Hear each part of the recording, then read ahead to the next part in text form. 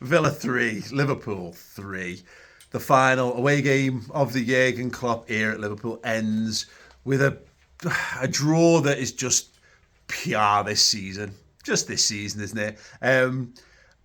Liverpool, good in attack, good on the ball, good energy, good tactical approach to the game, lively, all across the pitch, some really good performances. Get it to 3-1. In fairness, I was thinking, get it to 60 minutes, make the subs, and then go and see if you can kill Villa on the counter-attack. And it never transpired that way because Quanta scores an absolute pearler of a header, by the way. Brilliant header to get it to 3-1. And they're cruising. The game's in Liverpool's control. They're just knocking the ball around, having a good time. Villa aren't coming out at them, aren't pressing. And then Alexis McAllister, who's been one of our stars of the season, arguably one of the best buys in the Premier League this season. And one of, not the, because obviously Cole Palmer's going to win that. Brilliant technical footballer. Gets a pass, turns on it, completely miscontrols it, gives it away. And it's a fabulous finish from John Duran, low, hard into the bottom corner past Alisson. And you're thinking, okay, 3-2, but just get back on top, get the ball. The crowd obviously gets up. And then they kick a ball and Duran hits him on the thigh, totally wrong foot Alisson, and goes in, and then it's 3-3. And then even though there's like 9 minutes of injury time, Villa are on top, it's party mood, and you're asking, can Liverpool dig deep? And it's mad because Tottenham Hotspur, we won that game ultimately convincingly because of the goals that we ran up in the first instance. We made subs and it weakened us. It's mad, actually. It was the sub we didn't make that weakened us this time around because Szoboszlai looked really lively coming on. Yes, Darwin's offside, and he has a good opportunity that he misses. But he's lively, fine. He's stretching them. I've no problem with that. He adds a bit more impetus to what we're doing. Curtis Jones decent from the left hand side, and Gravenberch was okay as well. So we were actually able to keep our tempo going. I was pleased with that. But that mental and physical fatigue, and I just wonder whether that decision was made. Bajcetic, I thought you had two choices. Three. We had three choices, and we used one of them. We brought McAllister back into the six. You could have brought Bajcetic on for Endo and just made a straight swap there and kept McAllister in midfield, or you could have put Bradley on and moved Trent into midfield, and any of them would have been fine. The gift of hindsight means that. Do any of the other ones, because then the mistake wouldn't happen. And I do wonder a little bit of, because of the atmosphere and the just general intensity of Villa, and because Bajcetic, Klopp talked about riding a bike and going on the motorway, struggling to get up to the pace of the game was a bit of a hindrance for Bajcetic last week. I wonder if that just psychologically just played a little bit into him there. I did wonder whether the change would have been get to like 82, 83, 85, whatever, right at the end and make that fit sub, bring Bajcetic in, but the game's gone by the time you're thinking, it might be time to pull the trigger on that. Annoying, frustrating. You can just see this side, it's run its race. Salah lively first half, not really in the game in the second half. Elliott really, really bright until he comes off.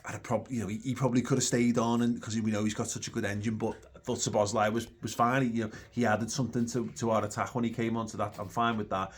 I want to give a shout to Quanta. I'm going to give Quanta my man of the match because he gets a little caught by Ollie Watkins for the first goal. I think he tracks him well. He manages to keep with him, and it's that final touch gets away. And look, they shouldn't have a man unmarked on the edge of the box. I think that's an issue, and twice that happens. That's something systemic that needs to be looked at for Liverpool and the new manager. But I thought Quanta, he could have let that get to him, and he didn't. I don't think he put a foot wrong after that.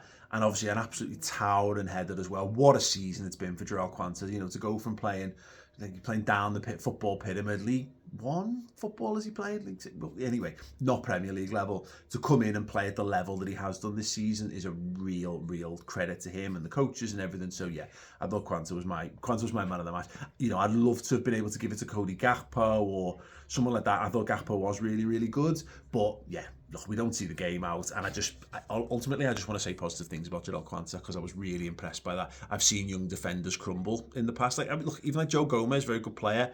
I've seen him make a bad mistake in a game and not recover from it. So yeah, credit to Quanta for that one. the big thing is ultimately is the next manager has got to figure out how to make Liverpool defend again. Got to figure out how to defend, because the raw attributes are there. Liverpool have got the goals. Liverpool have got the firepower. Even if we're concerned about, wastefulness in front of goal, we've got the attacking impetus. We've got the energy. We've got the midfield. We've got tons of boss options. But we just need, the system needs tweaking, and maybe some of the personnel needs to be looked at. Because if you can find a way to get a bit more water tightness back in this team, there's every reason to be positive that Liverpool can get back to challenging for a title next season. But yeah, Klopp bows out with an away draw. C'est la vie, que sera. Ultimately, who gives a shit? We're playing for pride, and I saw a lot of pride on the pitch from Liverpool today. I had some good goals. I had some good fun with it. It's a pity that we can't end on 2 wins, but yeah, I just want to win on Sunday now. I just want to go to Anfield, cry my big eyes out, and see Klopp off in the best way possible. That's all that matters to me now. I wanted more from this season. It is what it is. Here we are, 1 game left. Seeing Klopp off at Anfield. Let's hope we can all see it off with a win and give him that big sort of sing-song, shout, scream, cuddle, all that good stuff. 2 things. Do check out redmenplus.com. I can't tell you more, but all I would say is if you were going to sit on the fence about joining or not, you should join this week. It's Klopp week. We've got loads of Boss Klopp featured podcasts, but we've got some extra content which I can't talk about just yet, but I would strongly suggest that if you're thinking of cancelling, don't. And if you've ever thought about joining up, do. redmenplus.com. Yes, that's all I'll say for now. And also, if you want to check out me, I've just launched a Kickstarter for my dad's book. It has gone beyond my wildest dreams and expectations. I'll put a link at the end of this to the explainer video over on my channel. But yeah, amazing few days from that regard, and this is why ultimately I've got bigger things going on in life than Liverpool drawing meaningless games of football. But anyway, thank you so much for joining me. Thank you for everyone who's helped and all that kind of stuff. But this is going to be a brilliant week. Even in emotionally difficult and tough times of seeing the greatest manager of my time watching the Reds go. But yeah, we'll make the most of it and we'll help you get through it. Nice one.